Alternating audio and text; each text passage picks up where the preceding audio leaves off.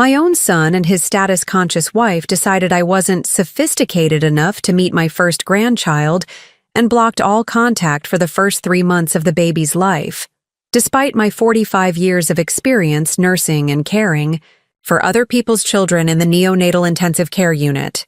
But the day they finally called me in desperation because their designer nursery was filled with expensive but useless gadgets while their colicky infant wouldn't stop crying, their rehearsed explanation died on their lips. They had no idea that while I was supposedly just an old-fashioned nurse, I had actually pioneered a nationally recognized infant care technique that specialized hospitals now pay thousands to implement.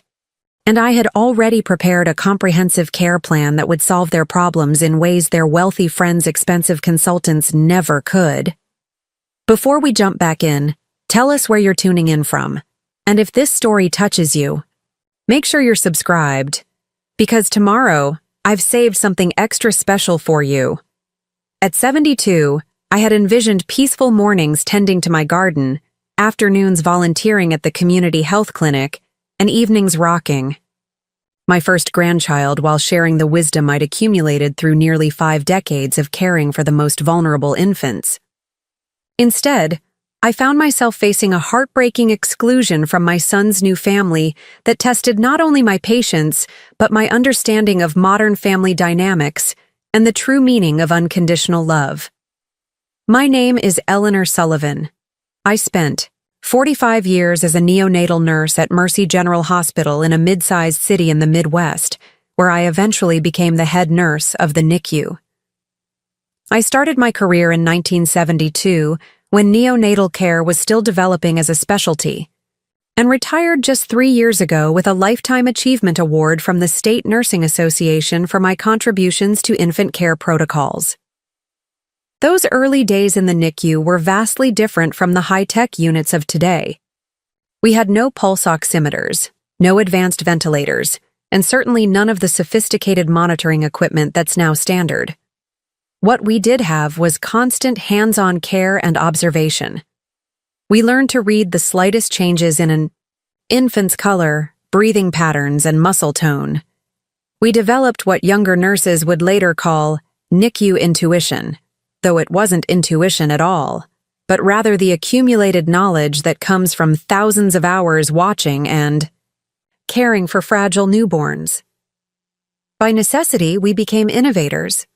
When research showed that premature infants responded positively to containment and positioning, I developed a specialized swaddling technique that provided the gentle boundary premature babies needed while allowing necessary medical access. This approach, which I first implemented in 1985, eventually became known as Sullivan's method and was adopted by NICUs throughout our state, then beyond. By the time I retired, hospitals were sending their staff to workshops I conducted on infant soothing techniques. But long before I became known for my professional contributions, I was simply a young nurse trying to balance the demands of hospital, shift work with creating a stable home for my family. My late husband Thomas and I had our only child, Michael, relatively late in life. Thomas was a high school history teacher with a gentle soul and endless patience, while I balanced motherhood, with night shifts at the hospital.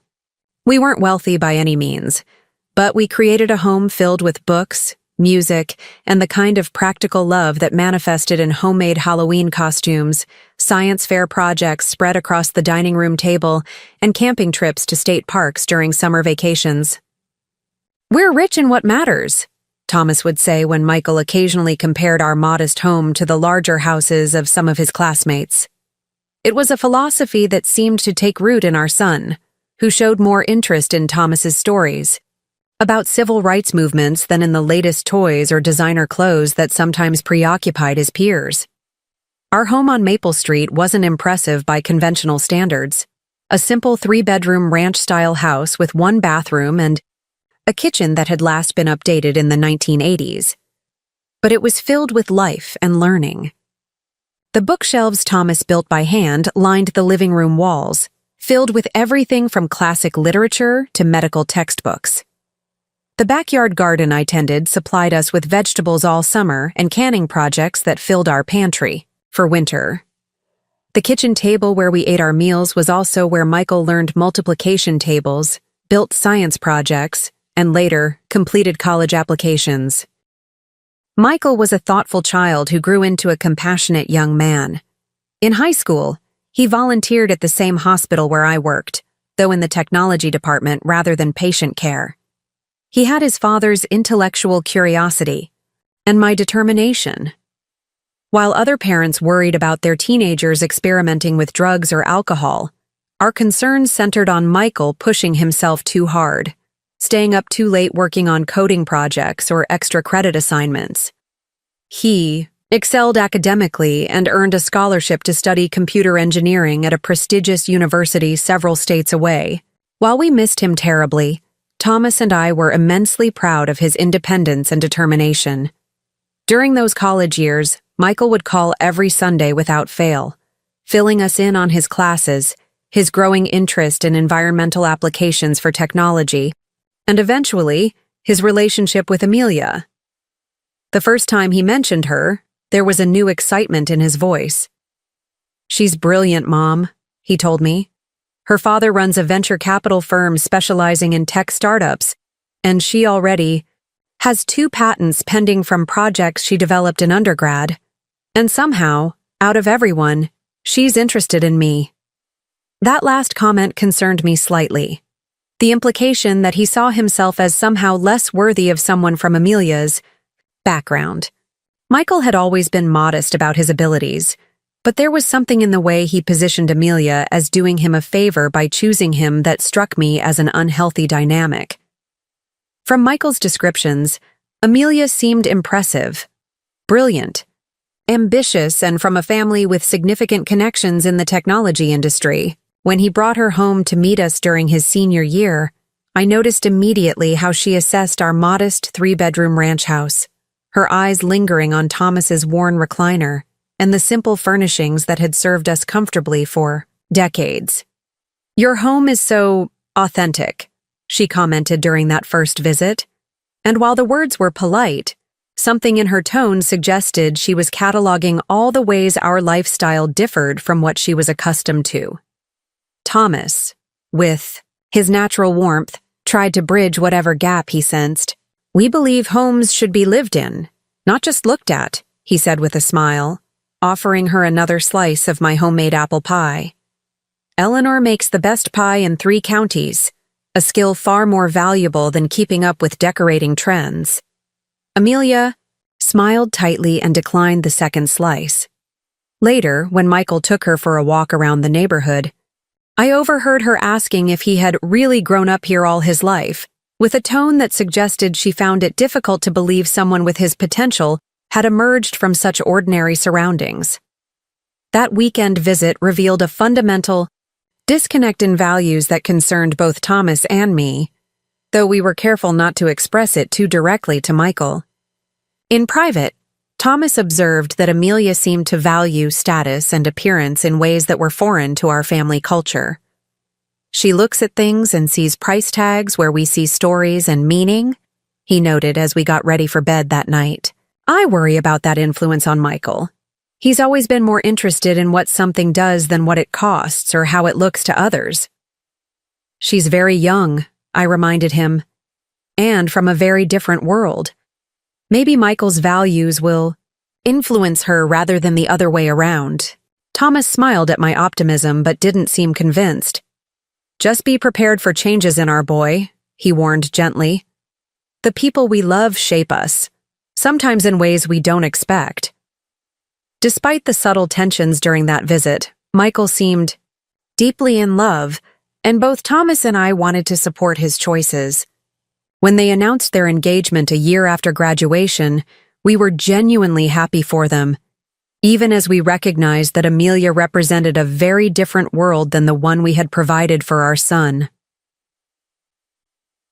The wedding was our first real glimpse into that world, a lavish affair at a historic mansion in Connecticut where Amelia's parents lived. The ceremony and reception cost more than our entire house was worth, with ice sculptures, a 10-piece orchestra, and party favors that included custom-labeled bottles of champagne. Thomas and I felt distinctly out of place among guests who casually mentioned their vacation homes and private school networks. "Just smile and remember we're here for Michael," Thomas whispered to me during the cocktail hour, as we stood awkwardly by ourselves while Amelia's parents worked the room with practiced social grace. "This isn't our world, but it's the one he's marrying into." I noticed how easily Michael seemed to move through this environment, adopting mannerisms and conversation topics that I'd never witnessed during his upbringing. He spoke knowledgeably about wines with Amelia's uncle, discussed exclusive vacation destinations with her college friends, and generally seemed transformed into someone who belonged in this world of wealth and status. Only occasionally did I catch glimpses of uncertainty in his eyes, quickly masked when he noticed my attention. After the wedding, Michael and Amelia settled in Boston, where they both secured positions at prestigious tech firms.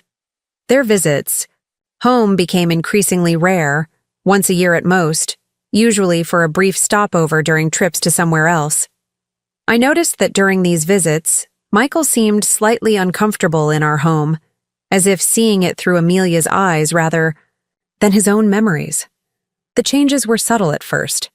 He began referring to the neighborhood where he'd grown up as quaint, rather than simply home. He asked why we hadn't updated certain aspects of the house, suggesting renovations that were far beyond our modest retirement income. He seemed embarrassed when neighbors he'd known his entire life stopped by without warning, as had always been our community's custom. Thomas observed these changes with the quiet wisdom that characterized his approach to life. "He's trying to reconcile two worlds," he said after one particularly strained visit. "The one that formed him and the one he's chosen. It's natural to feel pulled between them. I just wish he didn't seem ashamed of where he came from," I admitted, hurt by the way Michael had quickly redirected the conversation when Amelia asked about the handmade quilt on our guest bed, a wedding gift from my grandmother that had kept generations of our family warm. "Give him time," Thomas advised. "The substance of his upbringing is still there, beneath the surface changes. Quality endures in people just as it does in things." When Thomas was diagnosed with heart failure, 5 years into their marriage, Michael flew home immediately. For 2 weeks, he was fully the son we had raised, attentive, practical, helping me navigate the healthcare system that I knew professionally but found overwhelming as a spouse. Amelia joined him for just 3 days, explaining that her work responsibilities couldn't accommodate a longer absence. During those difficult weeks, I saw how deeply Michael still connected to the values we had instilled in him. He spent hours sitting with his father, discussing books and ideas just as they had throughout his childhood. He handled practical matters with compassion and efficiency, calling insurance companies, organizing medications, and researching treatment options. Most touchingly, he resumed the habit of his youth, making tea for me each evening, remembering exactly how I took it, a small ritual of care that meant more than any words of comfort could have.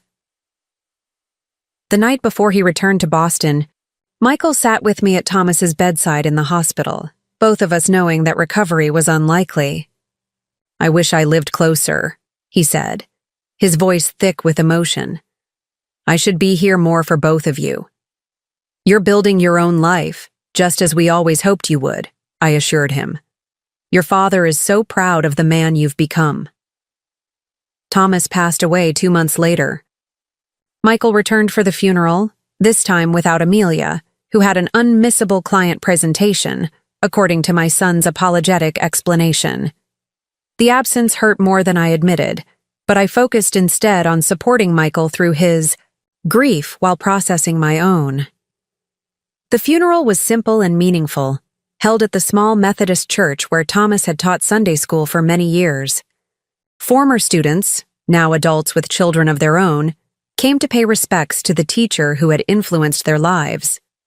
Colleagues from my hospital brought food and practical support.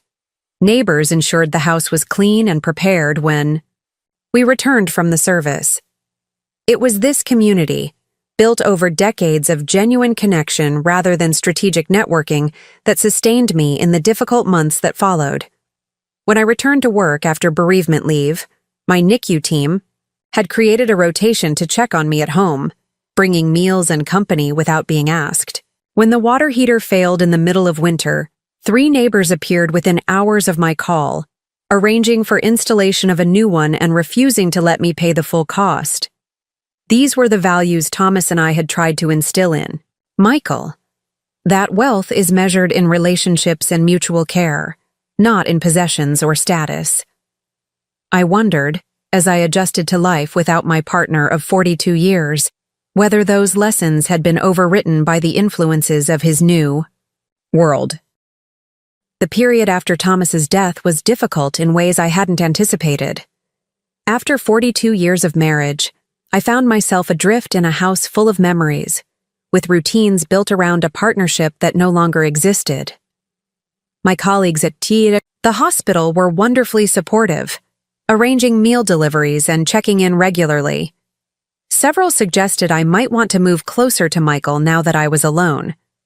But when I tentatively mentioned this possibility during a phone call, his response was non-committal. "Boston real estate is incredibly expensive, Mom," he said, "and we barely have room for ourselves in our condo. Let's talk about it another time."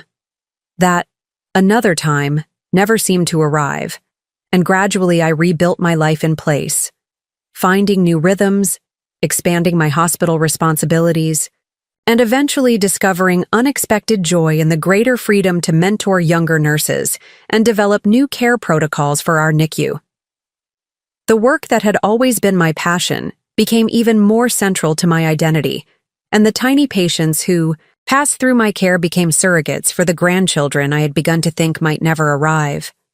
My focus on improving infant care intensified during this period. Drawing on decades of observation and practice, I formalized the soothing techniques I had developed over the years, collaborating with developmental specialists to document their effectiveness. We conducted a small study at our hospital, showing significantly reduced crying time and improved sleep in colicky infants whose parents implemented what became known as the Sullivan Soothing Protocol.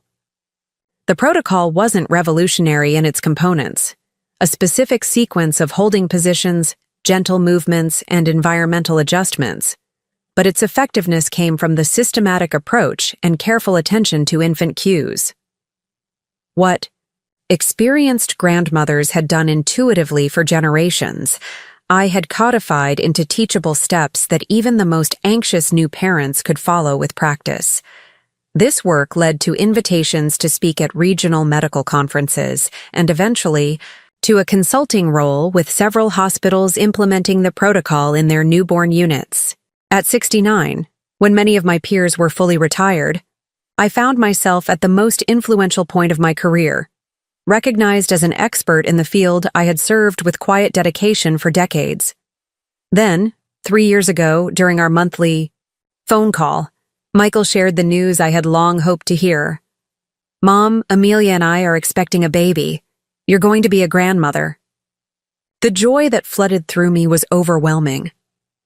After years of wondering if parenthood was in their plans, the prospect of a grandchild represented not just a new family member to love, but a potential bridge back to the closer relationship I had once shared with my son. "That's wonderful news," I exclaimed, already mentally cataloging all the knowledge I could share from my decades in neonatal care. "When is she due? How is Amelia feeling? Do you know if it's a boy or girl?" Michael answered my questions with the nervous excitement of an expectant first-time father. Amelia was due in February.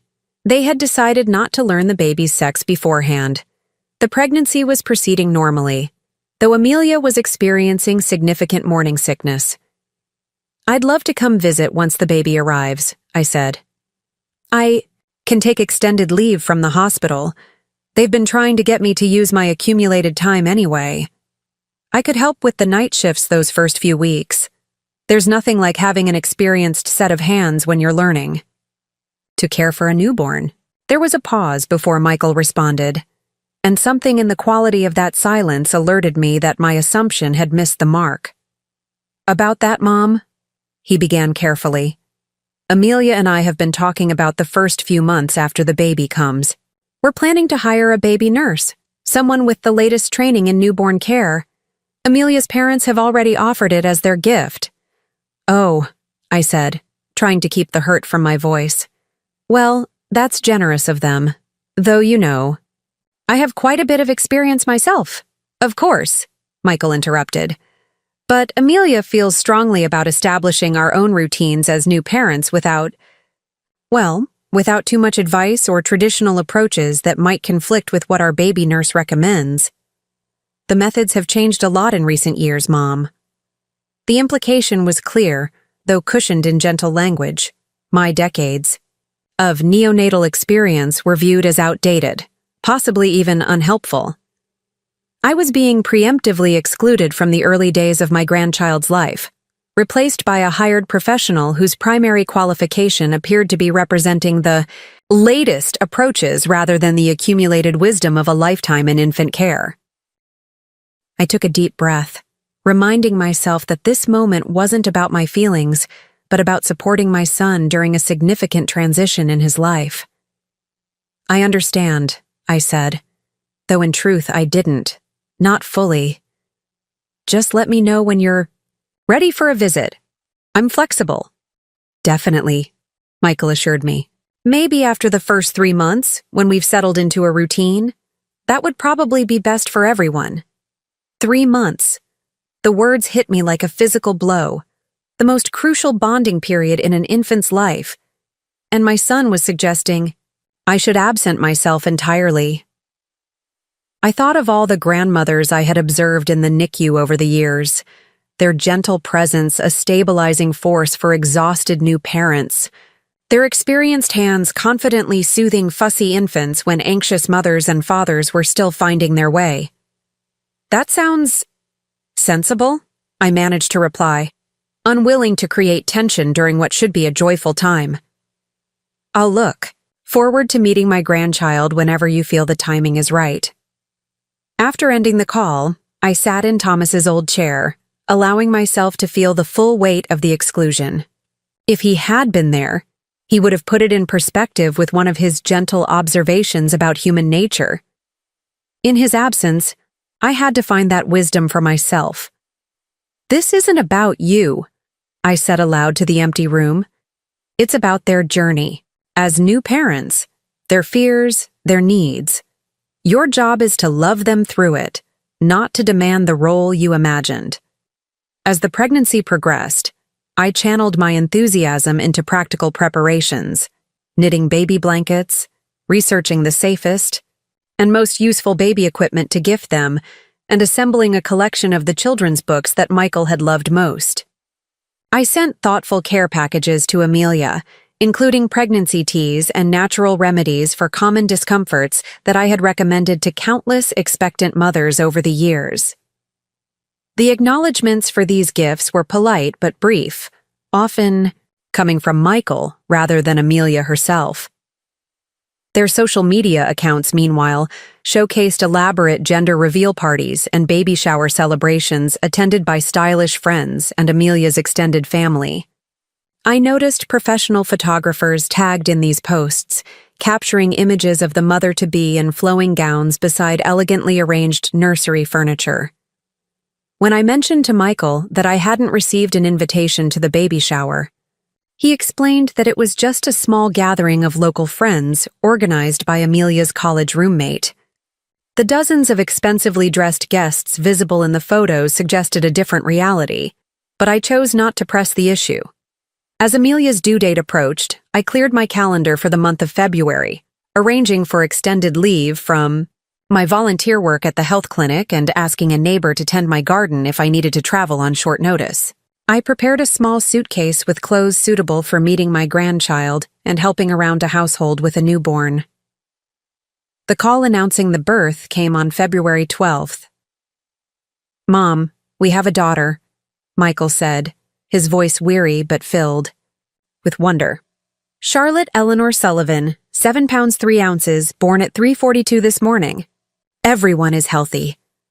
The middle name, my name, brought tears to my eyes. Despite the distance that had grown between us, my son had honored me in this significant way. "She carries a piece of me with her," I said, emotion making my voice unsteady. "When should I plan to visit? I can be on a plane tomorrow." Another pause, longer this time. "Actually, Mom, we're still thinking that waiting a bit would be best. The baby nurse arrives tomorrow, and Amelia's mother is staying with us for the first 2 weeks. The pediatrician recommends limiting visitors initially to reduce exposure to germs. Maybe plan for a visit in May? That would be just past the 3-month mark we talked about." May. Nearly 3 months of my granddaughter's life that I would miss. 3 months of tiny expressions and subtle developments that would pass without my witness. The pain of this exclusion was sharp and immediate, made worse by the knowledge that this wasn't about protecting the baby from germs. Amelia's mother was welcome, as was a stranger hired to provide care I could have offered with decades more. "Experience." "I see," I said, striving to keep hurt from coloring my response. "Well, please send photos when you can. And congratulations to both of you. I'm sure Charlotte is beautiful." "Thanks, Mom. I'll FaceTime soon so you can see her." That promised FaceTime call came 5 days later and lasted less than 10 minutes. I caught glimpses of a tiny face wrapped in what appeared to be a designer swaddle blanket, but most of the conversation was Michael narrating their high-tech nursery with its sensor-equipped bassinet, wall-mounted tablet for tracking feeding and sleeping data, and custom-designed air purification system. "The baby nurse has been amazing," he enthused. "She has all these techniques for proper swaddling and soothing. It's incredible how much science goes into newborn care these days."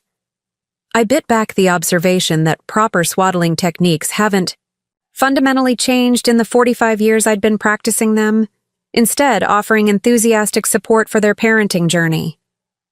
"It sounds like you're providing Charlotte with everything she could possibly need," I said. "We're trying," Michael replied, then abruptly ended the call when the baby began to fuss. "The nurse is showing us a special holding technique for colic. I'll call again soon." The weeks that followed brought occasional text messages with photos. Charlotte in her crib, Charlotte being bathed in a molded infant tub, Charlotte dressed in coordinated outfits that looked more suitable for a fashion shoot than a newborn's comfort. What was missing were the unfiltered moments of early parenthood, the exhaustion, the uncertainty, the middle-of-the-night questions that experienced grandmothers have been answering for generations. I maintained a careful positivity in my responses, praising Charlotte's obvious perfection and offering gentle encouragement without unsolicited advice.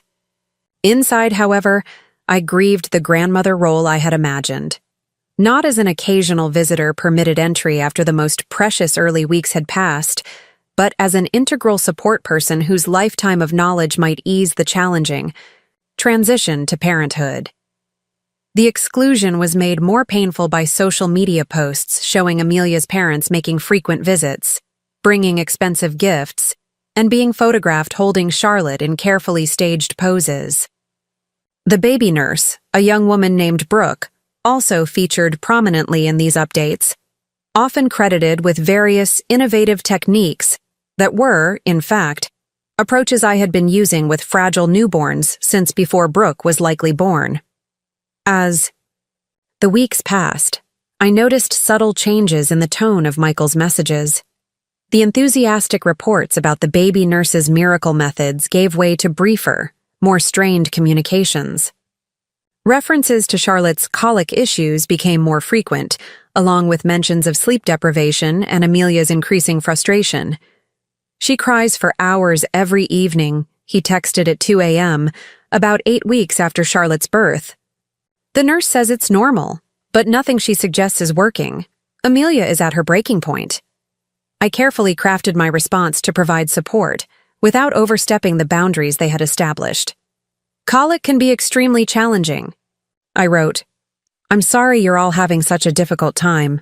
Remember that this phase does pass, though I know that's small comfort at 2 a.m. Sending love to all of you." What I didn't say was that I had specialized in soothing techniques for colicky infants throughout my career, developing methods that had been adopted by several hospitals in our region. That I had trained dozens of new parents in approaches that often resolved even the most persistent cases. That I had boxes of research articles and practical experience that might offer solutions to exactly the problem they were facing. The turning point came unexpectedly in the 11th week after Charlotte's birth. My phone rang at 9:30 on a Tuesday evening, an unusual time for Michael to call. When I answered, the sound of an infant's inconsolable wailing nearly drowned out my son's voice.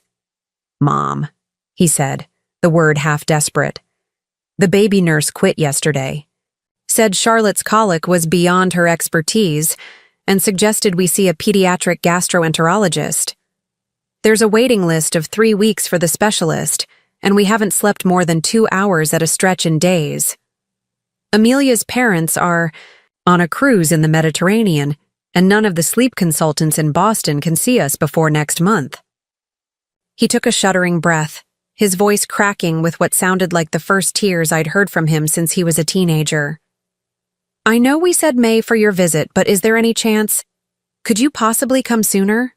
Like, tomorrow?" The vindication I might have felt at this desperate reversal was completely overshadowed by concern for both my son and my granddaughter. This wasn't the moment for "I told you so," or for highlighting the irony of their sudden desire for the expertise they had previously dismissed. "I'll be on the first flight I can get," I promised. "Try to hang in there until tomorrow. And Michael? It's going to be all right. Babies with colic aren't broken, and neither are their parents. You're doing better than you think." The flight to Boston the next morning felt both longer and shorter than its actual 3 hours. Longer because of my anticipation to finally meet Charlotte. Shorter because I was mentally preparing for what awaited me. As a NICU nurse, I had stepped into countless crisis situations, but this one carried the additional weight of family dynamics and 3 months of built-up hurt that I needed to set aside to be truly helpful. I hadn't been to Michael and Amelia's home before. Their wedding had been in Connecticut, near her parents', and our occasional visits since had taken place in restaurants or hotels. As the taxi pulled up to their address in an upscale Boston neighborhood, I took in the imposing brownstone, with its ornate architectural details and freshly painted trim. The driver helped me with my 2 modest bags, one with my clothes, the other filled with supplies I suspected might be useful for a colicky infant. "Good luck in there," he said, as he handed me the larger bag, nodding toward the house where even from the sidewalk the sound of a crying baby was faintly audible. "Sounds like someone's having a rough day." "Thank you," I replied, adding a generous tip. "I think we all might be having a better day soon." Michael opened the door before I could ring the bell, his appearance shocking me despite my mental preparation. My always fastidious son looked like he had aged years in the weeks since I'd seen him on our brief video call. His hair was unwashed, dark circles shadowed his eyes, and he wore a stained t-shirt inside out. "Mom," he said, the single word carrying equal measures of relief and desperation. Before I could respond, he pulled me into a hug that reminded me, suddenly, of when he was a little boy, seeking comfort after a nightmare or a playground disappointment. "I'm here now," I said simply, returning his embrace with the steady strength I had cultivated through decades of supporting anxious parents. "Let's see what we can do to help little Charlotte." The interior of the house was as impressive as its exterior suggested. High ceilings, custom millwork, designer furniture that appeared to have been selected for aesthetic appeal rather than comfort. But the pristine perfection I had glimpsed in their social media photos was notably absent. Blankets were thrown haphazardly over chairs, empty coffee cups cluttered side tables, and delivery food containers suggested meals eaten hastily between baby care crises. The sound of Charlotte's crying grew louder as Michael led me upstairs, to what had obviously been designed as the perfect nursery. The room was spacious and beautifully appointed, with hand-painted murals depicting a whimsical forest scene, a crystal chandelier dimmed to a soft glow, and furniture that appeared custom-made to coordinate with the subtle color palette. Amelia was pacing the room with Charlotte, her designer loungewear contrasting with her exhausted expression and the spit-up stain visible on her shoulder. She looked up as we entered, momentary relief crossing her face before it settled back into careful neutrality. "Eleanor," she said, with a nod that might have seemed cold under different circumstances, but which I recognized as the careful composure of someone at the end of their emotional resources. "Thank you for coming." "Of course," I replied simply, setting down my bags and moving closer to get my first real look at my granddaughter. Despite the red-faced crying and tense body language, Charlotte was beautiful, a perfect blend of Michael's features and Amelia's delicate bone structure. Even in distress, I could see intelligence in her eyes, determination in the way she balled her tiny fists, and the potential for the heart-melting smile that all babies possess when their needs are met and their discomforts eased. "May I?" I asked, extending my arms toward Amelia, who hesitated only briefly before carefully transferring the writhing, crying infant to me. Years of NICU experience had taught me to receive a baby with confident hands that communicate security and calm. I cradled Charlotte against my chest, one hand supporting her bottom, the other gently cradling the back of her head and neck. Immediately, I began a subtle swaying motion, not the bouncing that many parents instinctively attempt with crying. Babies, but a smooth, rhythmic movement that mimics the gentle motion they experienced in the womb. "Hello, Charlotte Eleanor," I murmured close to her ear, keeping my voice low and steady beneath her cries. "I'm your grandma. I've been waiting a very long time to meet you." She continued crying, which I had expected. Colicky babies don't magically calm at a single touch or voice, but I felt her body respond subtly to the particular way I was holding her, the slight decrease in muscle tension that suggested she was experiencing some relief from whatever discomfort plagued her. "How long has she been crying today?" I asked, continuing the gentle motion while taking inventory of Charlotte's cues, the way she turned slightly toward my body heat, the subtle color changes in her face as she cried, the particular pitch and pattern of her wails. "Since around 5 this morning, with maybe 30 minutes of quiet when she fell asleep for a short nap," Michael answered, running a hand through his disheveled hair. "It's been like this for days now. The pediatrician says it's just colic and she'll outgrow it, but that doesn't help you now," I finished for him, understanding the particular desperation that comes from being told your child's suffering is normal and you simply have to endure it. "Have you tried medication for gas? Different formulas? Probiotics?" "All of it," Amelia said, sinking into the plush nursing chair in the corner, her posture revealing profound exhaustion. The baby nurse had us on a strict feeding and sleeping schedule. She tried different swaddling techniques, white noise machines, special gripe water from Europe. "Nothing works for more than a few minutes." I nodded, absorbing this information while continuing to observe Charlotte's responses to subtle changes in how I held her. "And when did the colic symptoms first appear? Was she colicky from birth?" "No," Michael said. "The first few weeks were actually pretty good. She slept well, only cried when she was hungry or needed changing. The nurse had her on a perfect schedule, but around 6 weeks, everything changed. She started crying inconsolably in the evenings. Then it spread to more and more of the day. 6 weeks, the classic onset time for colic. But what Michael described also suggested something specific to me, based on patterns I'd observed in hundreds of infants over the years. "May I see your feeding area? And perhaps her daily log if you're keeping one?" I asked, still swaying gently, with Charlotte, who had decreased from full-throated wailing to a more intermittent, grumbling cry. Not content, but no longer in the state of complete distress I'd encountered upon arrival. "Of course," Amelia said, standing with visible effort. "We track everything on an app." She picked up a tablet from the side table and pulled up a detailed log of Charlotte's eating, sleeping, and diaper patterns. As I reviewed the data while still holding Charlotte, several patterns emerged that confirmed my initial suspicions. The crying episodes had indeed begun at the classic time for colic, around 6 weeks, but there were other indicators that suggested more specific issues than the blanket diagnosis often given to crying babies. "I'd like to try something, if you're comfortable with it," I said, looking from Michael to Amelia. "Nothing invasive or medication-based, just a different approach to holding and soothing that I've found effective with many babies who have symptoms similar to Charlotte's." They exchanged a glance that spoke volumes, the silent communication of exhausted parents willing to try anything that might bring relief. "What do you need?" Michael asked. "First, let's move to a more comfortable space for all of us," I suggested, noting the tension created by the perfect but not particularly functional nursery. "Somewhere you can both sit comfortably, and I'll need a few items from my bag." We relocated to what appeared to be a family room with a more comfortable sofa. I asked Michael to retrieve my larger bag while I continued holding Charlotte, who had maintained her slightly calmer state as long as I kept up the specific swaying motion and position.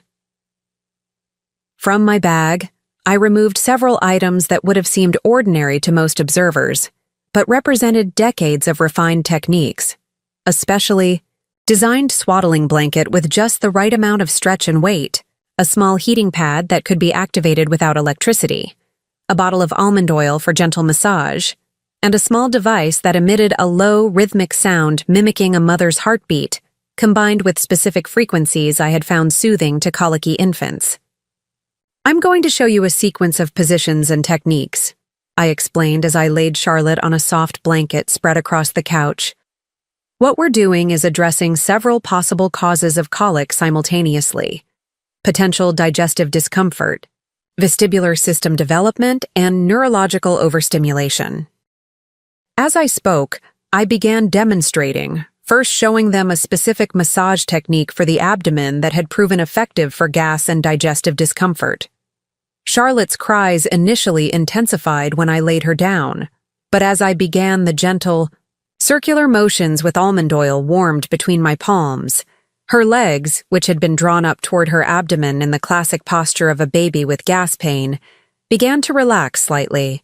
"This massage follows the natural path of the digestive system," I explained, guiding Michael's hands to show him the proper pressure and direction. "It helps move gas through and stimulates the parasympathetic nervous system, which promotes relaxation."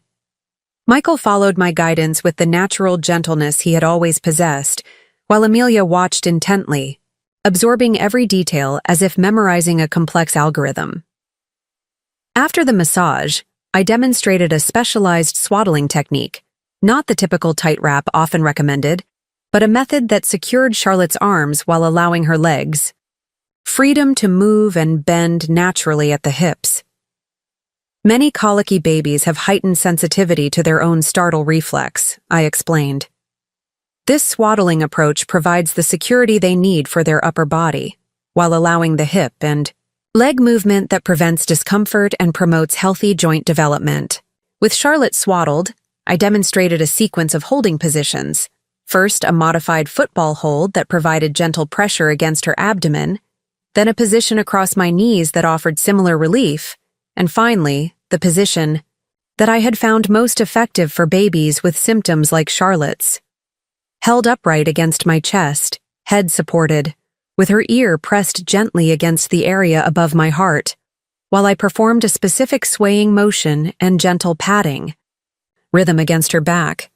The combination of sounds, heartbeat, breathing, voice, along with this particular movement pattern and the slight pressure against her digestive system, creates a multisensory soothing effect, I explained, as Charlotte's cries gradually diminished to occasional whimpers.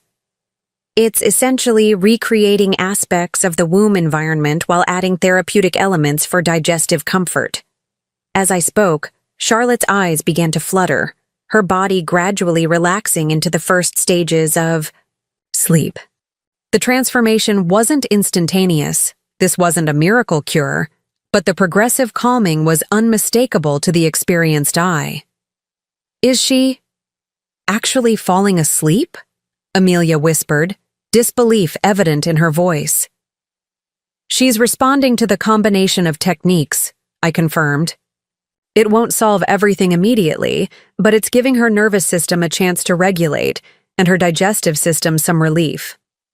For the next hour, I walked Michael and Amelia through each element of what I had developed as the Sullivan soothing protocol, the specific sequence of massage, swaddling, holding positions, and environmental adjustments that I had refined through decades of working with irritable infants.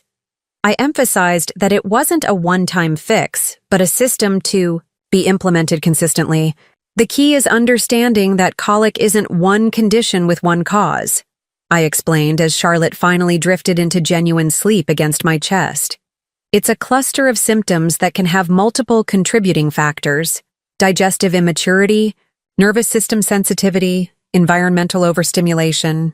This approach addresses all those possibilities simultaneously. Why didn't the baby nurse know any of this? Amelia asked, a hint of the frustration she must have been feeling for weeks evident in her voice. She had all these credentials from the most exclusive agency in Boston. I chose my words carefully, wanting to inform without criticizing. Baby nurses have valuable training, but they typically focus on establishing schedules and routines, which works beautifully for many infants. What I'm sharing comes from working specifically with medically fragile and colicky babies for over 4 decades. It's a specialized approach developed through thousands of cases. Michael was watching Charlotte sleep with an expression of stunned disbelief. We haven't seen her sleep peacefully like this in weeks, he said softly. How do we make sure this continues? What do we need to learn? I'm going to teach you everything, I promised. Not just the techniques themselves, but how to read Charlotte's specific cues so you can adapt as her needs change. And so began 3 days of intensive, hands-on education, not unlike the training sessions I had conducted for medical professionals, but infinitely more personal. I showed Michael and Amelia how to identify the subtle differences between Charlotte's hunger cries and discomfort cries, how to recognize early signs of overstimulation before she reached the point of inconsolable distress, and how to modify the soothing techniques based on her responses. We established a comfortable feeding station, with proper ergonomic support for Amelia, who had been experiencing back pain from tense, awkward feeding positions. I suggested minor adjustments to their feeding approach that would reduce Charlotte's air intake and the resulting gas discomfort. We rearranged the nursery to create a more soothing sensory environment, removing some of the visually stimulating elements that might have been overwhelming Charlotte's developing nervous system.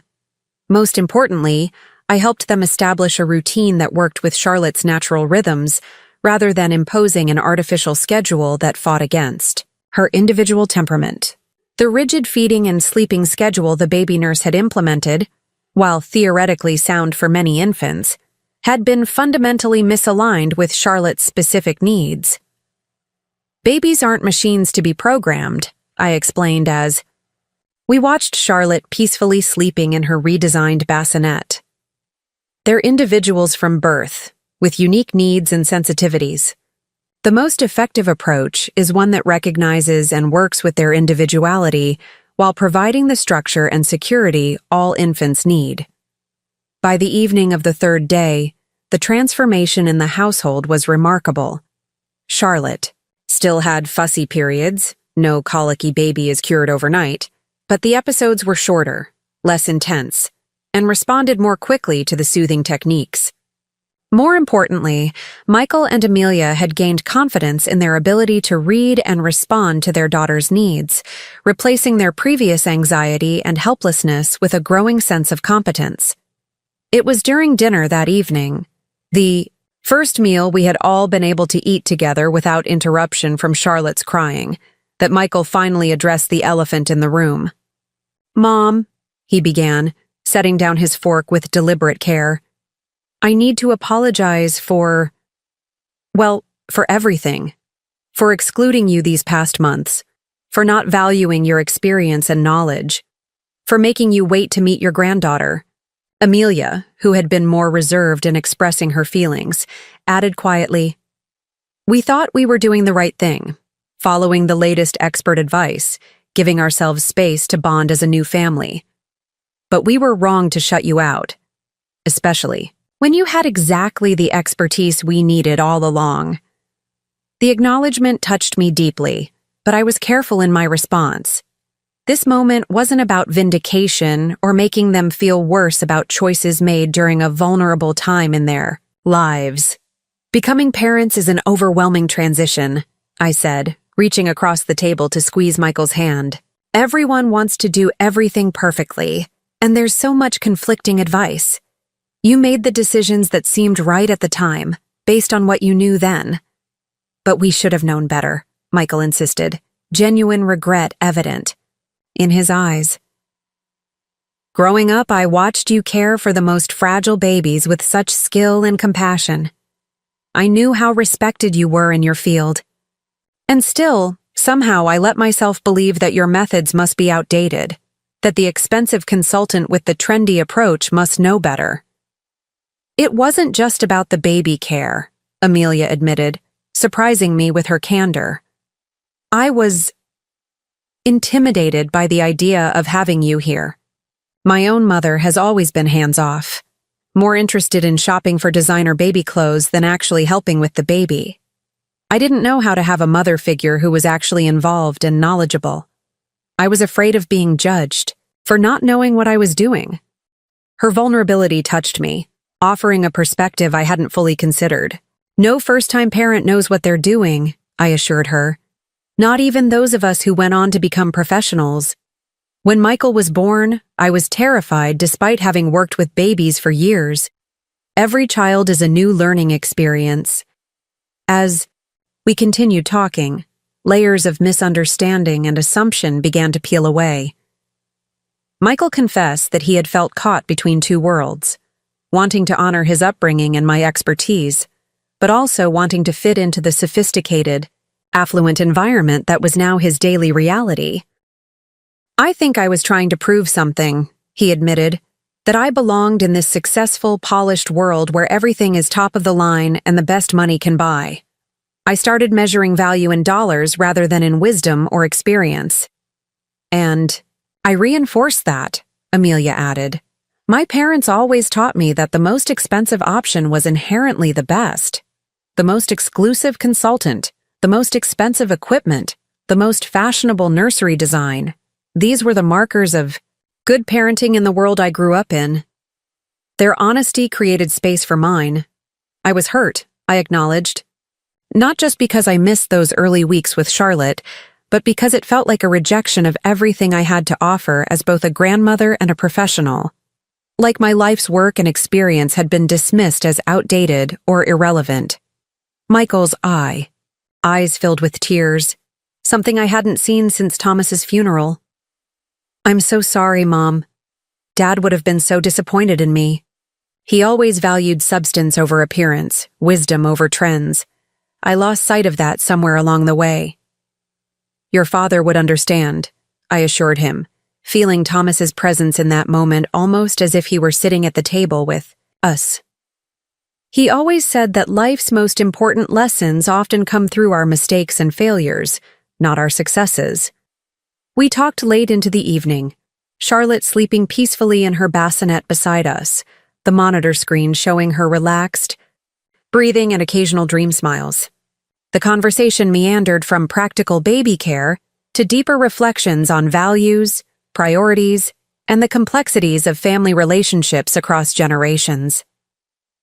As we prepared for bed, Amelia and Michael taking advantage of the opportunity for uninterrupted sleep while I took the night shift with Charlotte, Amelia paused at the door of the guest room where I would be staying. Eleanor, she said hesitantly. My mother is flying back from Europe next week. She's planning to stay with us for a few days to meet Charlotte. I nodded, assuming this was her way of gently establishing an end date for my visit, which was perfectly reasonable, even if the thought of leaving Charlotte so soon caused a pang in my heart.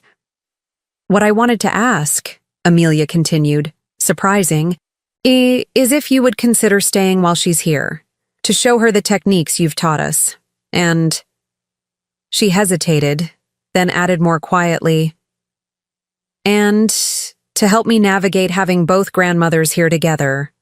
My mother can be challenging, especially when she feels her authority is threatened. The request represented a significant shift from being excluded from their family circle to being invited into a potentially sensitive situation as both support and teacher. Of course, I agreed. I'd be happy to stay as long as you need me. The why smile Amelia gave me then was the warmest I'd received from her in our years of knowing each other.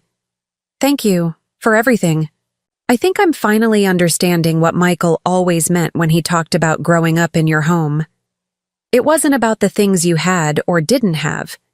It was about how you made people feel safe and valued.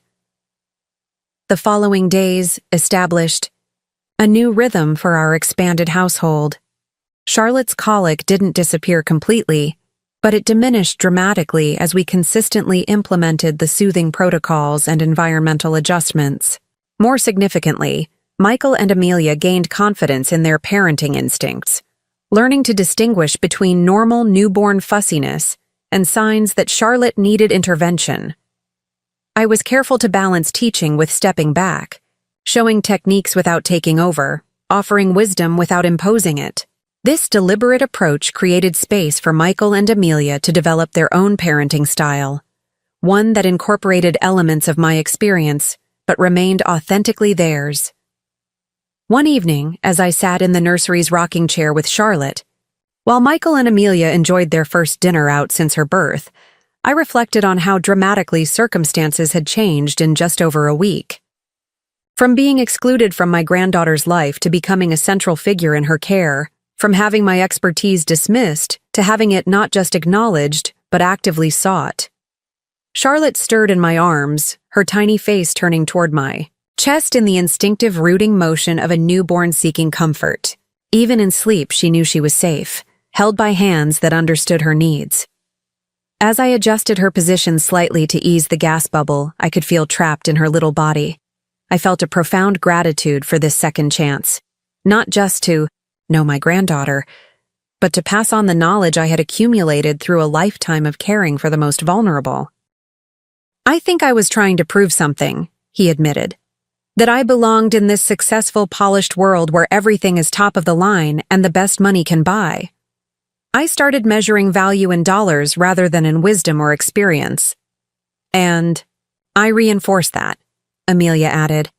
My parents always taught me that the most expensive option was inherently the best. The most exclusive consultant, the most expensive equipment, the most fashionable nursery design. These were the markers of good parenting in the world I grew up in. Their honesty created space for mine. I was hurt, I acknowledged. Not just because I missed those early weeks with Charlotte, but because it felt like a rejection of everything I had to offer as both a grandmother and a professional. Like my life's work and experience had been dismissed as outdated or irrelevant. Michael's eyes filled with tears, something I hadn't seen since Thomas's funeral. I'm so sorry, Mom. Dad would have been so disappointed in me. He always valued substance over appearance, wisdom over trends. I lost sight of that somewhere along the way. Your father would understand, I assured him, feeling Thomas's presence in that moment almost as if he were sitting at the table with us. He always said that life's most important lessons often come through our mistakes and failures, not our successes. We talked late into the evening, Charlotte sleeping peacefully in her bassinet beside us, the monitor screen showing her relaxed, breathing and occasional dream smiles. The conversation meandered from practical baby care to deeper reflections on values, priorities, and the complexities of family relationships across generations.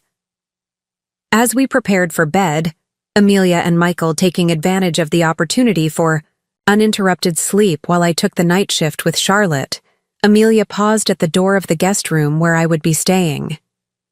Eleanor, she said hesitantly, my mother is flying back from Europe next week. She's planning to stay with us for a few days to meet Charlotte. I nodded, assuming this was her way of gently establishing an end date for my visit, which was perfectly reasonable. even if the thought of leaving Charlotte so soon caused a pang in my heart. What I wanted to ask, Amelia continued, surprising me, is if you would consider staying while she's here, to show her the techniques you've taught us. And she hesitated, then added more quietly, and to help me navigate having both grandmothers here together. My mother can be challenging, especially when she feels her authority is threatened. The request represented a significant shift from being excluded from their family circle to being invited into a potentially sensitive situation as both support and teacher. Of course, I agreed. I'd be happy to stay as long as you need me. The smile Amelia gave me then was the warmest I'd received from her in our years of knowing each other. Thank you for everything. I think I'm finally understanding what Michael always meant when he talked about growing up in your home. It wasn't about the things you had or didn't have. It was about how you made people feel safe and valued. The true test of our new family dynamic came the following week with the arrival of Amelia's mother, Victoria, a stylishly intimidating woman who swept into the house in a cloud of expensive perfume and immediately began distributing shopping bags from exclusive children's boutique. "Darling, you look exhausted," she announced upon seeing Amelia, air-kissing both her cheeks before turning a critical eye to the now much more functional but less magazine-perfect nursery. "And you've rearranged everything. What happened to the design concept we spent months perfecting?" Before Amelia could respond, Charlotte began to fuss in her bassinet, working up to what might have become a full crying episode. I stayed seated, giving Amelia the space to demonstrate what she had learned. With a confidence that would have been unimaginable 2 weeks earlier, Amelia lifted Charlotte, immediately positioning her in the modified football hold I had taught, her supporting the baby's head while applying gentle pressure to her abdomen. "We made some adjustments based on Charlotte's needs," she explained to her mother, while expertly soothing the increasingly content infant. "Eleanor, Michael's mother, has been teaching us specialized techniques for babies with colic. She's a neonatal nurse with 45 years of experience." Victoria's perfectly maintained eyebrows rose as she turned to fully notice me for the first time. "Oh, I didn't realize we had company." The slight pause suggested she had quickly recategorized me from household help to family member. "Not company," Michael corrected gently as he entered with Victoria's luggage. "Grandma, who happens to be one of the most respected neonatal nurses in the Midwest and has literally written protocols for infant care that hospitals across the country have adopted." The introduction, delivered with unmistakable pride, created a subtle shift in Victoria's demeanor, a reassessment that played across her features before she extended a manicured hand in my direction. "How wonderful to finally meet you," she said, her tone warming slightly. "Amelia, darling, you didn't mention that Michael's mother was visiting, or that she had such impressive credentials." What might have become an awkward territorial situation between grandmothers was transformed by Charlotte herself, who chose that moment to produce her first genuine social smile. Not the reflexive newborn grins that pediatricians attribute to gas, but a responsive expression of genuine pleasure, directed at her mother. "Oh!" Amelia exclaimed, her own face lighting with delight. "Did you see that? She smiled at me. A real smile." The milestone moment created an instant bond between everyone in the room, the shared joy of witnessing one of babyhood's most heartwarming developments.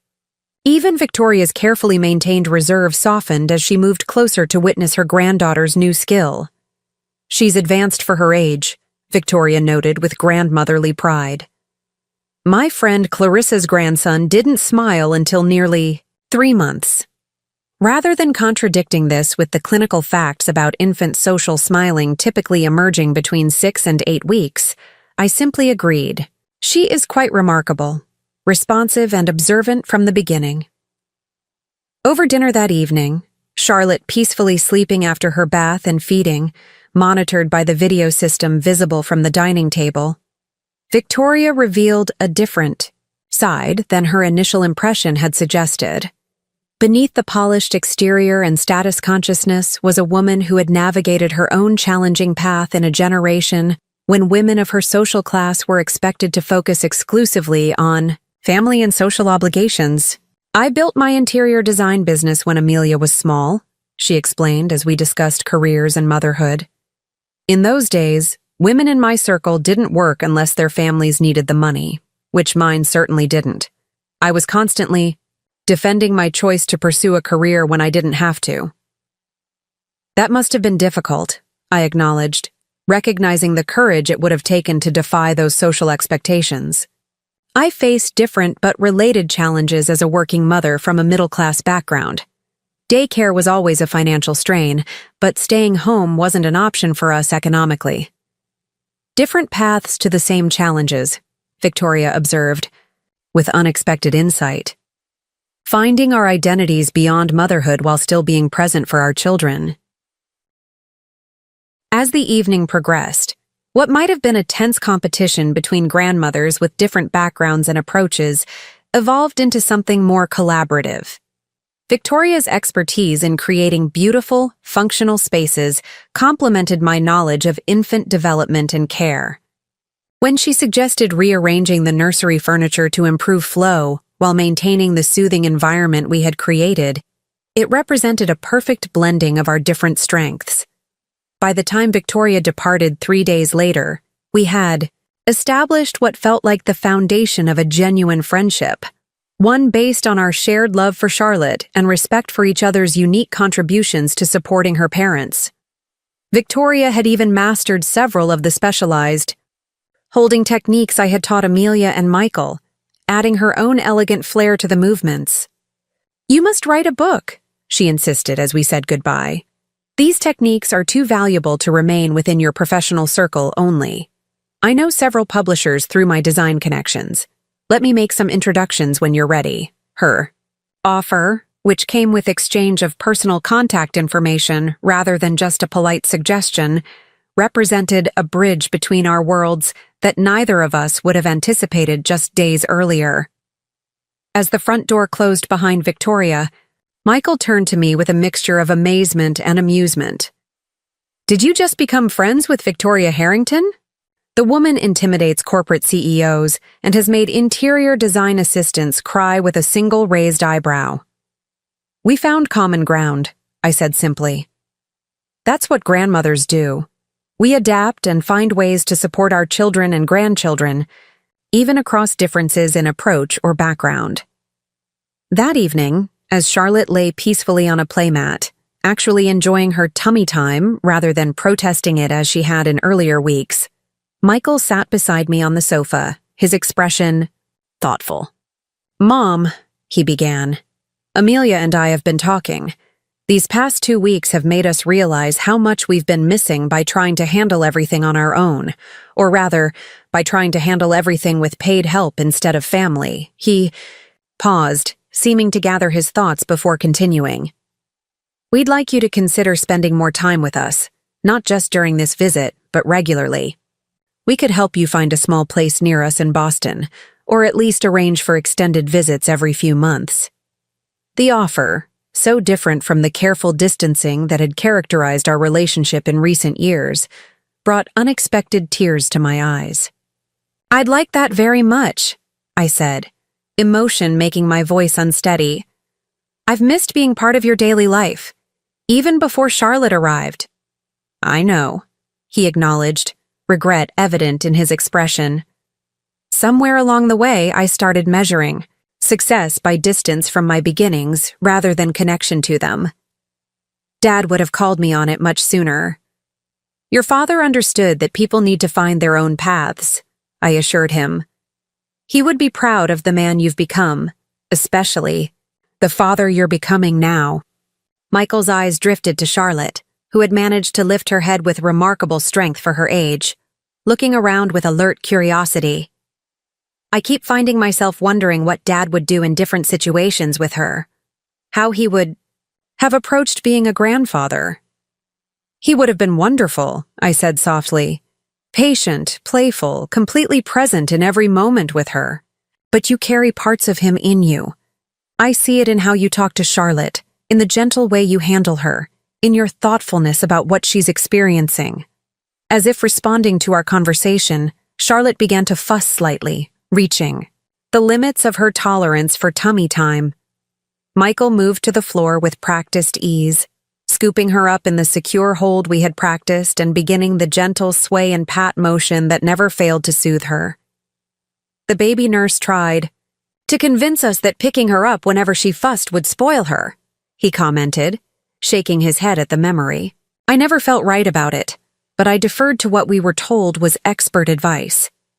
There's a difference between responding to a baby's genuine needs and indulging every whim in older children, I observed. Newborns literally cannot be spoiled. By responsive care, their brains are developing trust and security through consistent, loving responses. As Charlotte settled contentedly against his shoulder, Michael looked at me with the same expression of wonder he had shown as a child when grasping a new concept or mastering a difficult skill. I have so much more to learn from you, he said simply. And I from you, I replied truthfully. Every generation brings new insights and approaches. The wisdom lies in discerning which innovations represent genuine progress and which are merely trends that discard valuable traditional knowledge. The remainder of my visit, which extended to 3 weeks rather than the few days originally envisioned, became a time of healing and reconnection beyond anything I could have anticipated when I boarded that flight in desperate response to Michael's late-night call. Charlotte's colic gradually resolved as we consistently implemented the soothing protocols and as her digestive system matured. More importantly, the family bonds that had been strained by distance, misunderstanding, and different values began to strengthen and renew. On my final evening before returning home, temporarily, with plans already in place for my return the following month, Amelia surprised me with a small gift box presented over after-dinner coffee. Michael and I wanted to give you something to thank you, she said, uncharacteristic shyness in her expression, though nothing could really express what you've done for us. Inside the box was a delicate silver locket with an elegant E engraved on its surface. When I opened it, I found a perfect tiny photograph of Charlotte on one side and, to my astonishment, a small picture of Thomas on the other, an image from our early years together that I hadn't realized Michael had preserved. So you can keep both of them close to your heart, Michael explained, his voice gentle. Dad would have been so grateful for everything you've done for Charlotte, for all of us. The thoughtfulness of the gift, not an expensive status symbol, but an item of genuine meaning that honored both my present joy and past love, reflected a shift in priorities that went beyond mere words.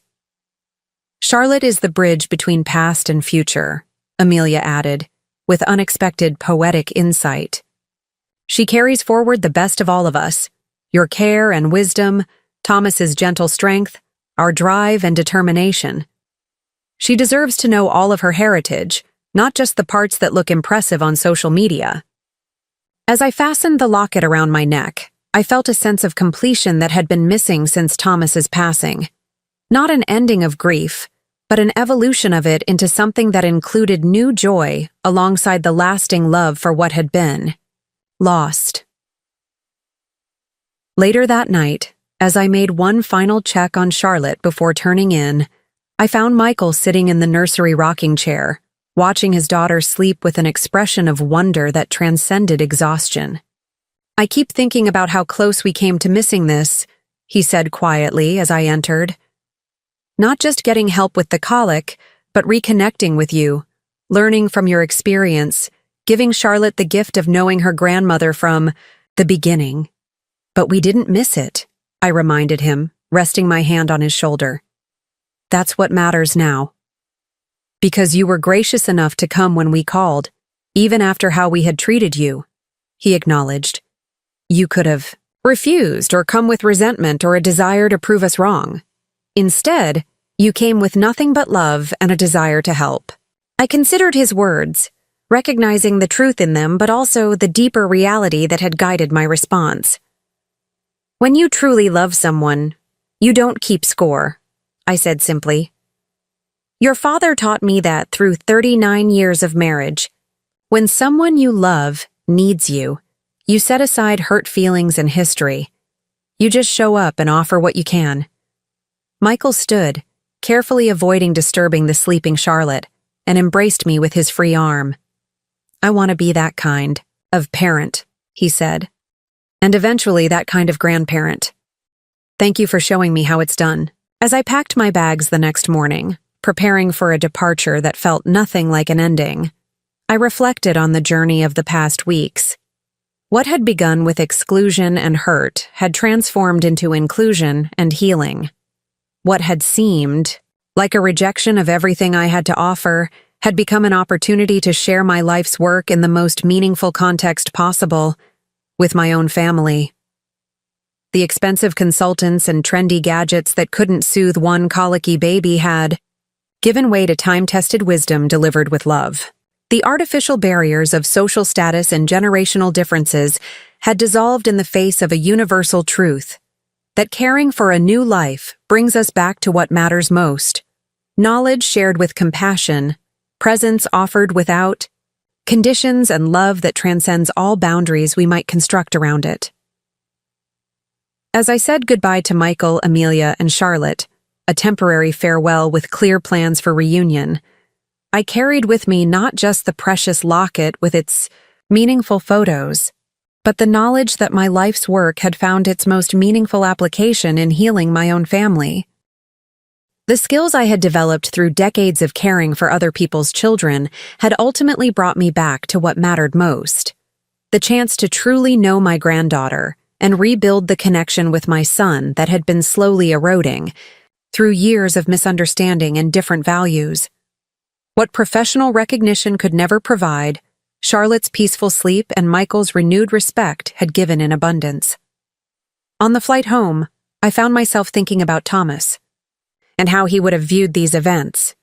He had always maintained that life's most difficult challenges frequently disguised its greatest gifts. The painful exclusion from Charlotte's early weeks had created the circumstances for a more profound reconnection than might have occurred in an ordinary, smooth transition to grandparenthood. You were right again, Thomas, I whispered as the plane began its descent toward home. Sometimes the detours take us exactly where we need to go. 3 years have passed since that pivotal night when Michael called me in desperation, his voice nearly drowned out by Charlotte's inconsolable crying. What began as a crisis intervention has blossomed into a transformation none of us could have predicted when I boarded that first flight to Boston with my bag of specialized baby care supplies and a heart full of mixed emotions. Today, I'm sitting in the garden of my new home, a charming cottage just 15 minutes from Michael and Amelia's house in Boston. The previous owner was an avid gardener, and I've spent the past 2 years maintaining and expanding the flower beds, creating a space that reminds me of the garden Thomas and I tended together for decades, while incorporating new plants that thrive in this different climate. Charlotte, now an active 3-year-old with her father's thoughtful eyes and her mother's determination, is helping me plant spring bulbs, her small hands patting the soil with exaggerated care after I place each tulip and daffodil bulb in its hole. Like this, Grandma? She asks, looking up for approval. So they can sleep all winter and surprise us in spring? Exactly right, I tell her, marveling at her ability to remember our conversation from last fall's planting. They need their winter rest to gather strength for blooming. She nods with the solemn seriousness that 3-year-olds bring to important tasks, then carefully positions another bulb in the prepared soil. Will they remember to wake up? Do they need an alarm clock? The phi. Warming soil and longer days tell them it's time, I explain, delighting in her curiosity. Plants have their own ways of knowing when to grow and bloom. Like me, she declares with confidence. I know when to wake up too, when the sun comes in my window. These ordinary moments of connection, gardening together, reading stories, teaching her the names of birds at the feeder, are treasures I once feared I might never experience. The path from exclusion to inclusion, from being deemed irrelevant to being an integral part of Charlotte's daily life, has been one of the most profound journeys of my life. The changes began much sooner than I could have hoped.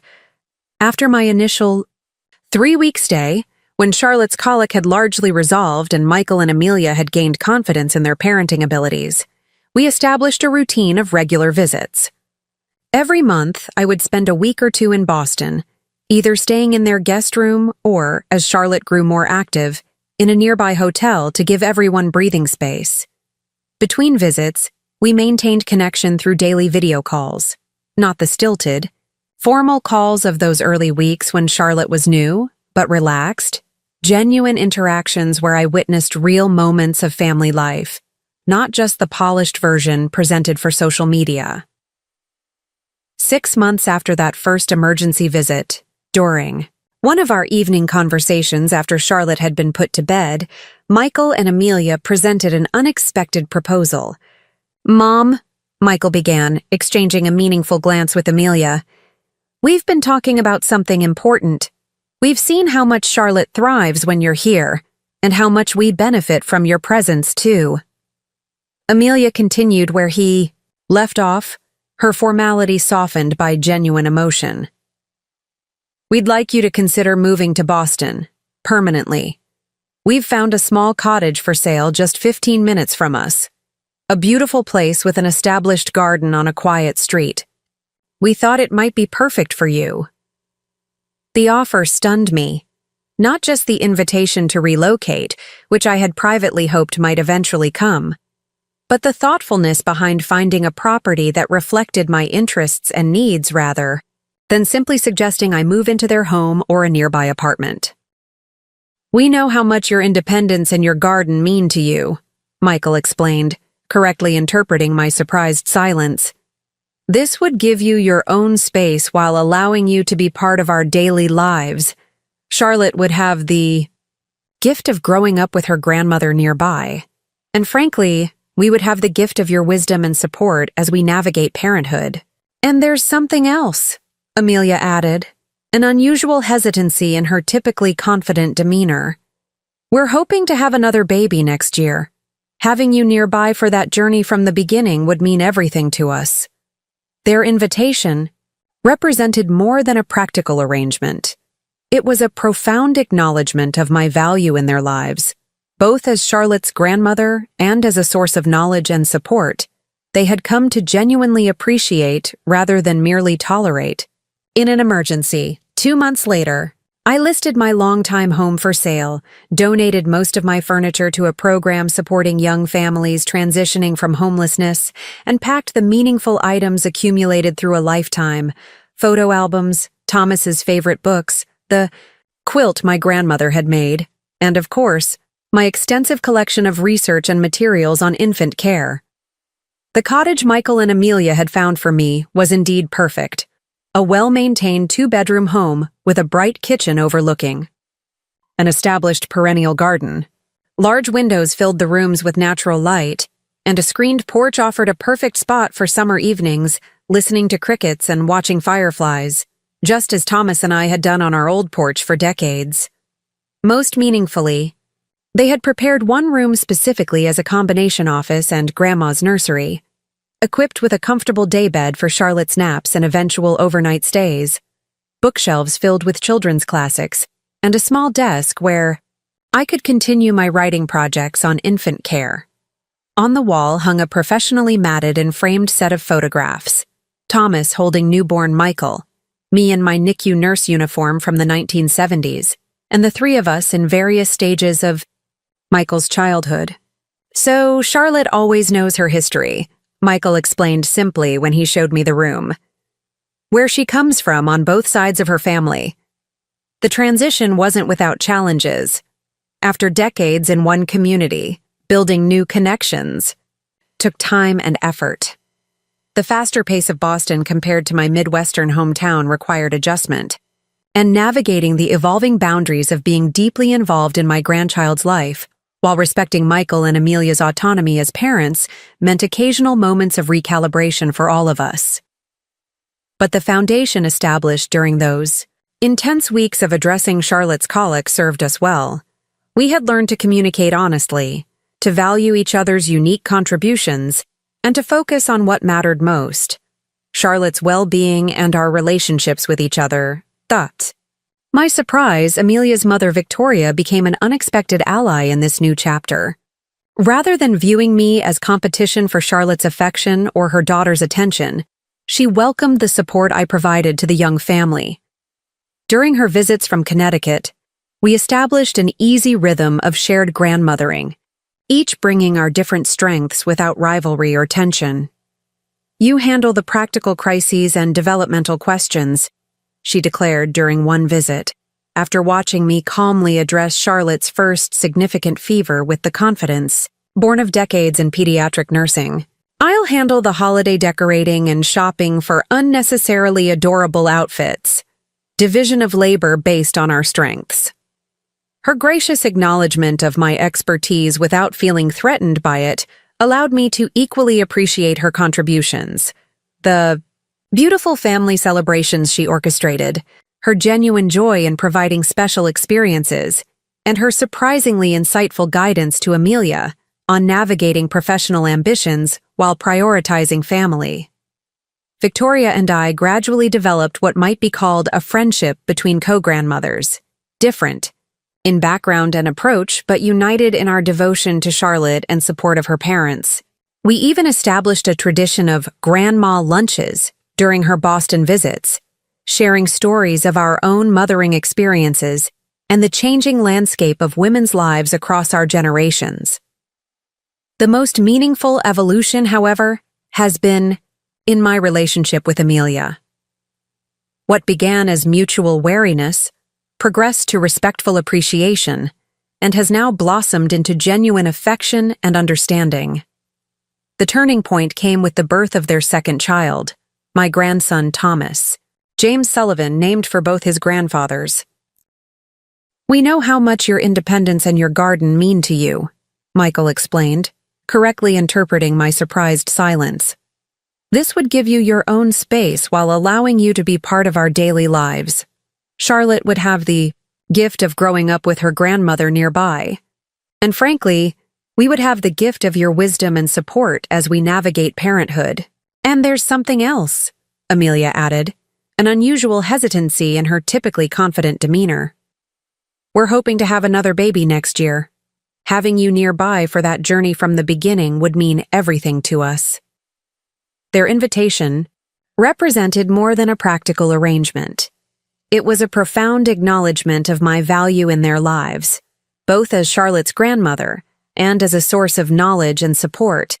They had come to genuinely appreciate, rather than merely tolerate, in an emergency. 2 months later, I listed my longtime home for sale, donated most of my furniture to a program supporting young families transitioning from homelessness, and packed the meaningful items accumulated through a lifetime: photo albums, Thomas's favorite books, the quilt my grandmother had made, and of course my extensive collection of research and materials on infant care. The cottage Michael and Amelia had found for me was indeed perfect: a well-maintained 2-bedroom home with a bright kitchen overlooking an established perennial garden. Large windows filled the rooms with natural light, and a screened porch offered a perfect spot for summer evenings listening to crickets and watching fireflies, just as Thomas and I had done on our old porch for decades. Having me involved from the beginning, present at the hospital within hours of his birth, helping establish feeding routines, supporting Amelia through the challenging adjustment to parenting 2 children, created a fundamentally different dynamic than the tension-filled early months of Charlotte's life. 2 weeks after Thomas's birth, during a quiet moment when both children were miraculously napping simultaneously, Amelia voiced what had clearly been on her mind for some time. "I watched you with Michael when we first brought Thomas home," she said, nursing a cup of the special tea I had prepared to help with her milk production. "The way you step in exactly when needed but never take over, how you offer suggestions, without making me feel incompetent or judged. You've been doing this for decades, with new parents in the NICU, with Michael, now with us. She met my eyes with unusual vulnerability. I was so wrong about you in the beginning. I saw your experience as a threat rather than the gift it actually is. I was afraid you'd make me feel less than as a mother, when in reality, you've helped me feel more confident than I ever imagined possible. Her candor touched me deeply. Becoming a mother is the most profound identity shift a woman experiences, I told her. It's natural to feel protective of that new role, to want to define it on your own terms. I understand that now in ways I might not have when Michael was young. That's exactly it, she said with a flash of the insight that made her so successful in her professional life. You understand things from multiple perspectives at once. The new mother's vulnerability, the experienced grandmother's wisdom, the healthcare professional's knowledge. You hold all those perspectives without letting any one of them dominate. Our conversation marked a deepening of mutual respect that has continued to grow. Amelia, who had returned to her demanding career after both children with my support for childcare during the transition periods, has become an advocate in her workplace for family-friendly policies. She frequently cites her own experience of intergenerational support as a model that should be more widely available to working parents. Michael, meanwhile, has rediscovered the values that shaped his childhood, finding ways to integrate the professional success and comfortable lifestyle he and Amelia have built with the emphasis on relationships, learning, and authentic connection that Thomas and I had prioritized during his upbringing. Most visibly, he has established a scholarship at his alma mater specifically for students from middle-class backgrounds pursuing careers in healthcare, creating pathways for others like me, who enter helping professions not for status or financial reward, but from genuine calling. The Eleanor Sullivan Nursing Scholarship now supports 2 students each year, with preference given to those interested in maternal-child health. It's my way of honoring your legacy beyond our family, he explained when he first shared the initiative with me. Dad always said that true wealth is measured by what you give, not what you have. I lost sight of that for a while, but I understand it now. His words reminded me so much of Thomas that I felt my late husband's presence almost tangibly in that moment. The continuity of values passing from one generation to the next, despite the detours and recalibrations along the way. My professional life has found new expression as well. Victoria's offhand suggestion about writing a book took root, and with her connections to a boutique publishing house, I developed the Sullivan Method, gentle solutions for colicky babies based on my decades of experience. The book, released last year, has found an appreciative audience among new parents and healthcare providers alike. More surprisingly, I've become something of a reluctant social media presence.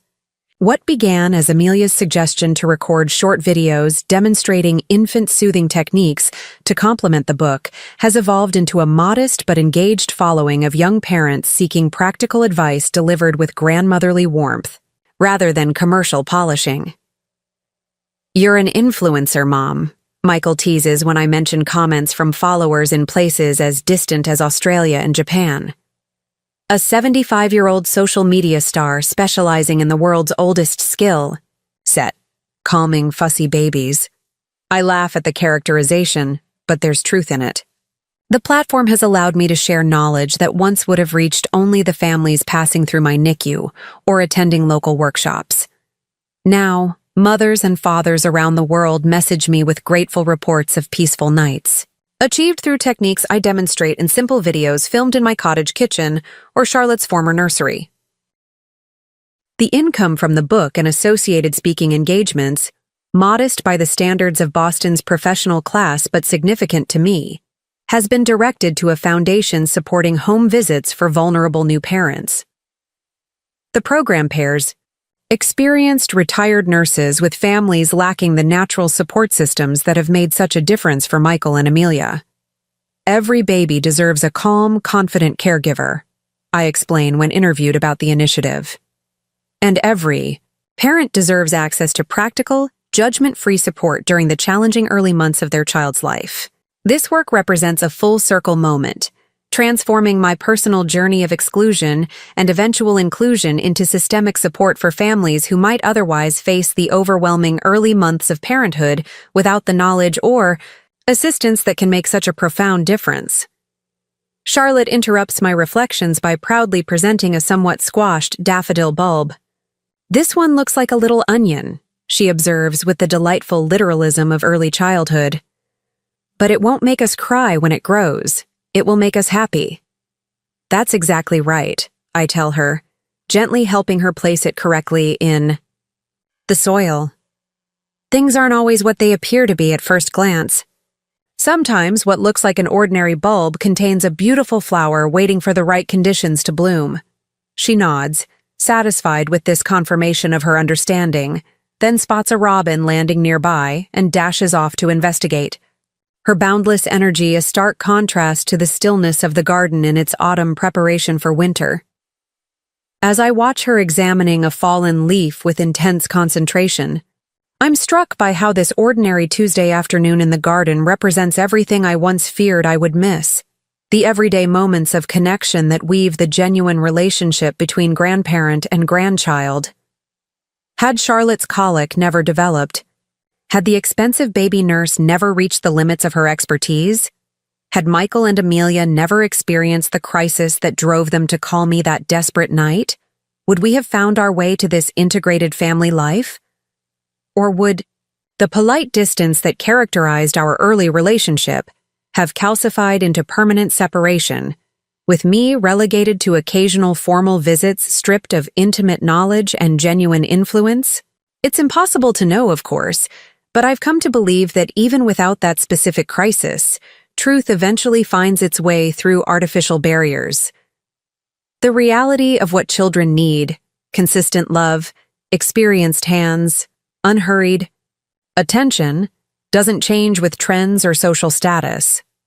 The wisdom accumulated through decades of caring for infants, both professionally and personally, has a timeless quality that transcends the temporary allure of expensive consultants and trendy approaches.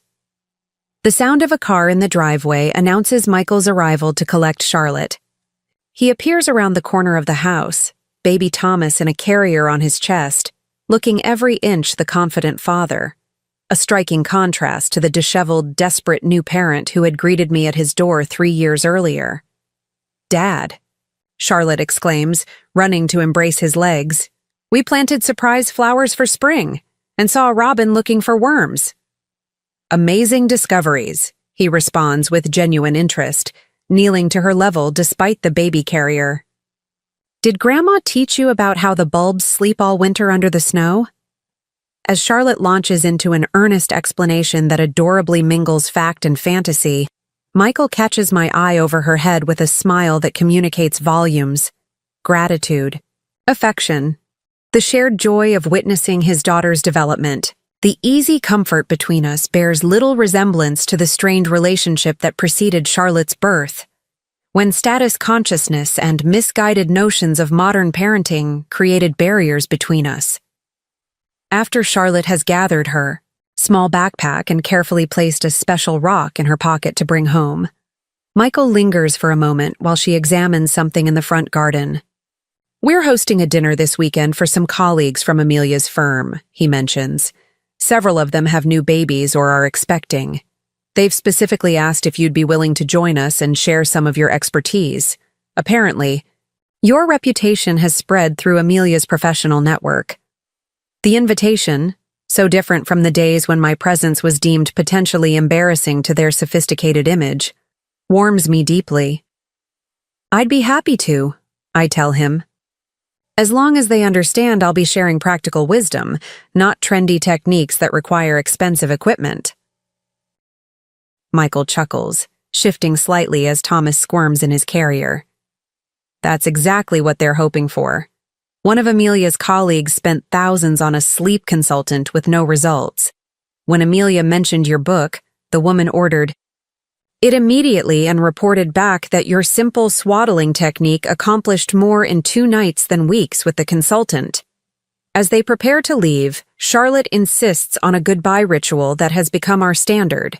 3 hugs, a kiss on each cheek, and a final forehead touch that she invented herself, declaring it, "How love jumps from your heart to mine, Grandma."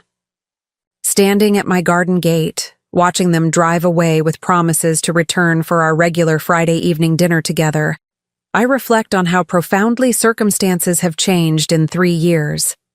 From being actively excluded from my granddaughters, life to being an integral part of both children's daily routines. From having my lifetime of experience dismissed as outdated to being sought out by young parents seeking the wisdom that only comes with decades of hands-on practice. The painful exclusion that once broke my heart has transformed into a degree of inclusion I could never have imagined. Not just with Charlotte and Thomas, but with a wider community of parents who have found value in the very knowledge and approaches that Michael and Amelia initially rejected. Life rarely follows the paths we expect or hope for. The detours and disappointments that seem like failures of our plans often lead to deeper fulfillment than our original visions.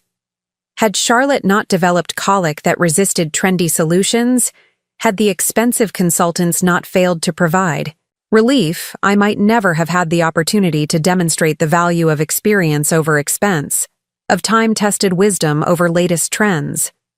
Sometimes the help people need most is exactly what they initially reject. Sometimes the expertise they couldn't afford to be without is precisely what they believed they could replace with paid professionals. And sometimes, the journey back to authentic connection requires first experiencing the hollow inadequacy of its substitutes.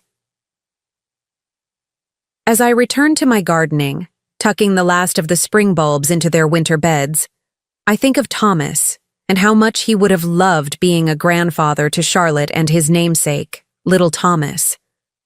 Though he didn't live to see this chapter of our family's story, his influence runs through it. In Michael's renewed appreciation for substance over appearance, in my patient persistence through rejection toward reconciliation, in the values that have ultimately reunited our family across generations.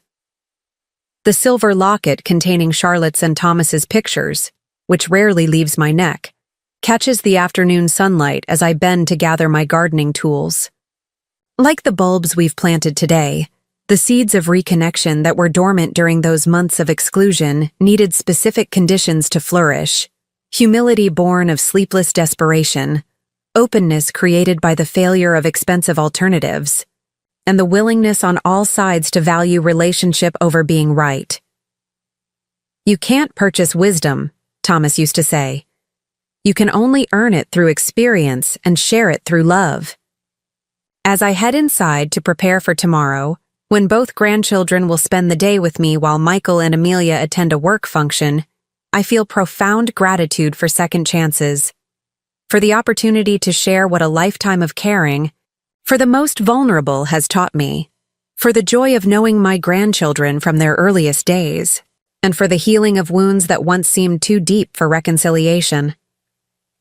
What began with rejection has culminated in the richest inclusion I could have imagined, not as an occasional visitor in my grandchildren's lives, but as an essential thread in the fabric of their daily existence. Not as a duty visit to an elderly relative, but as a valued source of knowledge, care, and unconditional love. Some might see my story as one of vindication. The expertise initially rejected ultimately, proving its worth in ways expensive alternatives couldn't match. But I prefer to see it as a story of reconciliation, across generations, across value systems, across the artificial barriers we sometimes construct between professional knowledge and family wisdom. In the end, what matters isn't who was right or wrong in those early days of Charlotte's life. What matters is that we found our way back to what families have always needed most: the seamless integration of each generation's strengths in service of the next generation's well-being. The wisdom of experience balanced with the energy of youth. The innovation of new approaches enriched by the foundation of time-tested practices. As the golden afternoon light filters through autumn leaves onto my garden, I offer a silent thanks to the colicky baby who couldn't be soothed by expensive consultants, the desperate midnight call that opened the door to reconnection, and the courage on all our parts to move beyond past hurts toward a future none of us could have envisioned when this journey began. Sometimes the help we need most comes wrapped in packages we're initially unwilling to open. And sometimes the most valuable things in life truly are those that money cannot buy. The experienced hands of someone who has cared for generations of babies, the wisdom accumulated through decades of practice, and the unconditional love that stands ready to help even after rejection, waiting patiently for the moment when need finally overcomes pride. Final shot, Eleanor in her garden, silver locket catching the light as she watches a butterfly land on one of the late autumn flowers, her expression peaceful and content. If you've experienced family division or rejection, remember that circumstances can change in ways you might never expect. Sometimes the very expertise or help that's initially dismissed becomes essential when other approaches fail. Stay ready to respond with love rather than resentment, with service rather than vindication. The relationships you save, and the joy you recover, may prove more valuable than any professional recognition or public validation could ever be. Up next, you've got 2 more standout stories right on your screen.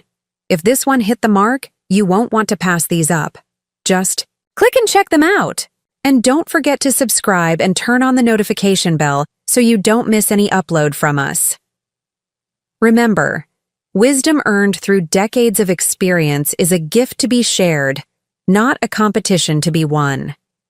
Sometimes the most powerful response to rejection is simply being ready to help when you're finally needed.